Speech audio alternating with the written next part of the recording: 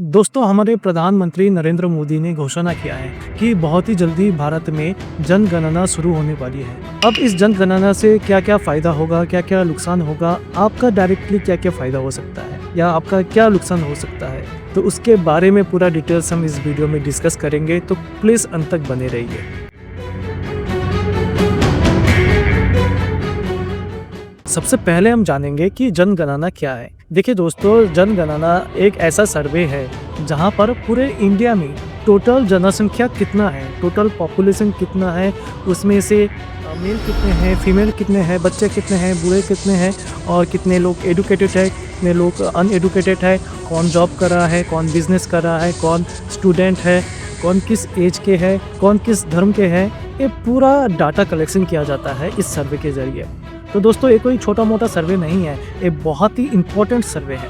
और दोस्तों, ये जो सर्वे है ये हर 10 साल में एक बार होता है। लास्ट जो सर्वे हुआ था 2011 में, उसके बाद 2021 में होने वाला था, लेकिन कोविड की वजह से सर्वे डिले हो गया और इस बार 2025 में सरकार ने अनाउंस किया है कि भारत में फिर से जनगणना सर्वे होगा। अब दोस्तों, क्वेश्चन है कि जनगणना क्यों इम्पोर्टेंट है, किस लिए करना ज़रूरी है। जब भी इस तरह का सर्वे होता है तो उसके बाद क्लियरली पता चलता है कि कहाँ पर लोग ज़्यादा एडुकेटेड है, कौन से ज़िला में, और कौन से ज़िला में लोग एडुकेटेड नहीं है, या फिर पॉपुलेशन ज़्यादा है लेकिन वहाँ पर स्कूल नहीं है, वहाँ पर कॉलेज कम है। तो सरकार क्या करेगा, जहाँ पर कॉलेज की कमी है, स्कूल्स की कमी है, वहाँ पर नया स्कूल, नया कॉलेज बनेगा। जहाँ पर मान लीजिए पॉपुलेशन ज़्यादा है लेकिन प्रॉपर हॉस्पिटल नहीं है, हॉस्पिटल की कमी है, तो वहाँ पर नया हॉस्पिटल बनाया जाएगा। इसके अलावा हमारे देश में कितने लोग मुस्लिम हैं, कितने लोग हिंदू हैं, कितने लोग क्रिश्चियन हैं, कितने लोग जैन हैं, तो कौन किस धर्म के हैं उसका भी अलग अलग डाटा आपको मिल जाएगा। कौन से स्टेट में कितना पैसा देना चाहिए, कहाँ पर ज़्यादा डेवलप्ड हुआ है, कहाँ पर डेवलप्ड कम हुआ है, जहाँ पर डेवलपमेंट कम हुआ है वहाँ पर ज़्यादा इन्वेस्टमेंट करना पड़ेगा, सरकार वहाँ पर ज़्यादा खर्चा करेगा।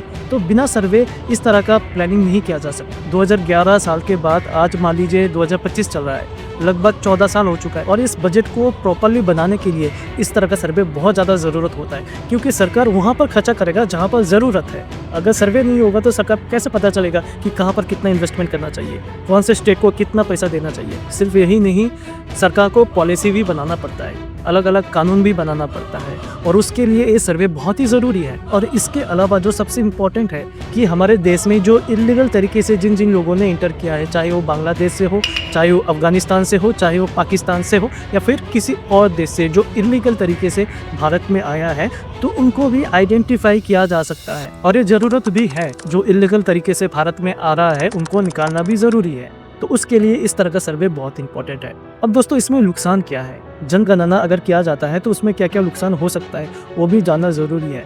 देखिए, इसमें सबसे पहले कि इस तरह का सर्वे को प्रॉपरली करने में लगभग 1.5 से 2 साल टाइम लगेगा। ये कोई छोटा मोटा सर्वे नहीं है, लगभग 1.5 से 2 साल टाइम लगेगा। अलग अलग पार्ट में, अलग अलग सेक्शन में, जैसे कि एडुकेशन के ऊपर अलग से सर्वे होगा, एज के ऊपर सर्वे होगा, उसके बाद रिलीजन के ऊपर सर्वे होगा, तो कुल मिलाकर अलग अलग स्टेप को लेकर सर्वे होगा। तो उसमें लगभग 1.5 से 2 साल का टाइम लगेगा। जो खर्चा आएगा लगभग 300 से 400 करोड़ रुपए।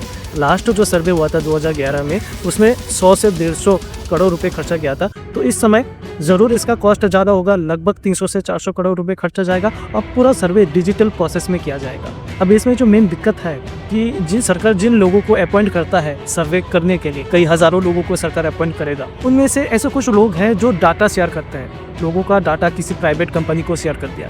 तो वही दिक्कत होता है, क्योंकि एक इंसान अपना पूरा इन्फॉर्मेशन उस इंसान को देता है, जो सर्वे करता है उसको देता है कि आपका एज कितना है, आपका नाम कितना है, आप जॉब करते हैं, बिजनेस करते हैं, जो कुछ भी आप इन्फॉर्मेशन देते हैं, अगर वो बंदा आपका डाटा है वो किसी के साथ अगर शेयर कर देता है तो आपका प्राइवेसी चला जाएगा। तो यही दिक्कत होता है। और इसमें जो और एक दिक्कत होता है कि कुछ लोग हैं जो अपना इन्फॉर्मेशन देना नहीं चाहते हैं या फिर गलत इन्फॉर्मेशन सामने दे देते हैं, तो इसमें डाटा में भी थोड़ा बहुत गड़बड़ आ सकता है। उसके अलावा भारत में ऐसे कुछ लोकेशन है जहाँ पर आसानी से जाया नहीं जा सकता है, लोकेशन बहुत ही ख़राब है जहाँ पर जाया नहीं जा सकता है, तो वहाँ पर सही से इस तरह का सर्वे नहीं हो पाता है। तो इस तरह का कुछ प्रॉब्लम आता है। और जो इम्पोर्टेंट है कि मान लीजिए कि आपका डाटा या फिर कई लाखों लोगों का, कई करोड़ों लोगों का डाटा शेयर होगा कुछ प्राइवेट कंपनीज में, या फिर कोई पॉलिटिकल पार्टी ने इस डाटा को कलेक्शन कर लिया, तो उसको अपने हिसाब से, अपने फ़ायदे के हिसाब से यूज़ कर सकता है। एक बहुत ही बड़ा नेगेटिव पॉइंट है इस सर्वे में। नेक्स्ट जो क्वेश्चन है कि इसमें आपका क्या फ़ायदा होगा, आपका कुछ फ़ायदा होगा कि नहीं इस सर्वे में।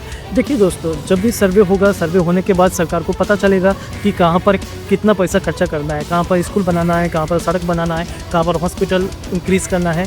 तो डेवलपमेंट के लिए तो इस तरह का सर्वे चाहिए। और जब देखेगा कि आपके शहर में, आपके लोकेशन में कोई डेवलपमेंट हुआ नहीं है, तो सरकार वहाँ का डेवलपमेंट करेगा, यानी कि आपका डायरेक्टली और इनडायरेक्टली आपको बेनिफिट मिलेगा। अब ये सरकार के ऊपर डिपेंड करता है। मान लीजिए सरकार ने सर्वे करवा लिया, पूरा इन्फॉर्मेशन सरकार के पास चला गया, लेकिन फिर भी सरकार कुछ काम नहीं किया, वो समय बताएगा कि सरकार काम करेगा कि नहीं करेगा। वो सब कुछ सरकार के हाथ में है। ऐसे बहुत सारे लोग हैं जो इस सर्वे को लेकर क्रिटिसाइज़ कर रहे हैं, जैसे कि मोदी सरकार ने अचानक से बता दिया। ऐसा कोई पहले प्लानिंग नहीं था, या फिर सरकार ने पहले से कोई हिंट नहीं दिया था।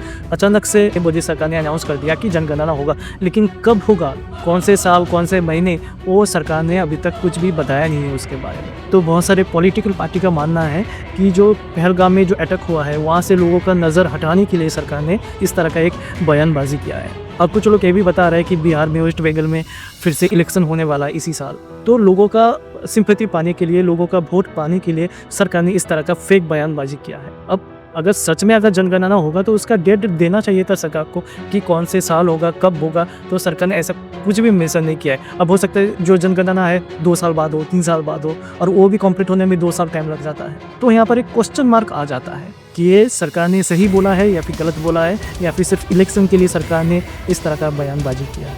मैं अंत में आपको बताना चाहूँगा कि जो घर में जो हेड होता है, किसी भी एक फैमिली में जो हेड होता है, वो मंथ एंड में हिसाब लगाता है कि उसको 20,000 सैलरी मिला है, उसने कहाँ पर कितना खर्चा किया है, खाने में कितना खर्चा किया है, जो लोन है उसमें कितना खर्चा किया है, बच्चों के ऊपर कितना खर्चा किया है, तो वो हिसाब लगाता है। फिर वो नेक्स्ट मंथ उस हिसाब से प्रिपरेशन लेता है कि कहाँ पर कितना खर्चा होना चाहिए।